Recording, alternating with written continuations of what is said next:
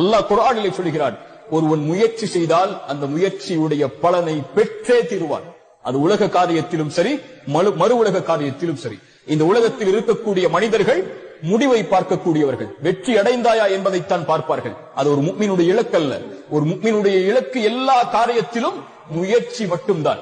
எல்லா காரியத்திலும் முழு மூச்சோடு உடலை தயார்படுத்துவதாக இருந்தாலும், உள்ளத்தை தயார்படுத்துவதாக இருந்தாலும், தன் குடும்பத்தை தயார்படுத்துவதாக இருந்தாலும், தன் செல்வத்தை தயார்படுத்துவதாக இருந்தாலும், தன்னுடைய சமூக அந்தஸ்தை உயர்த்துவதாக இருந்தாலும், ஈமானுடைய காரியங்களிலும் மறு உலக காரியங்களிலும் உலகத்தில் யார் அவர்களோடு வாழ்ந்தாலும் அதில் 10ல் 1 அவன் ஒருபோதும் வாழ்ந்து மடிய மாட்டான்.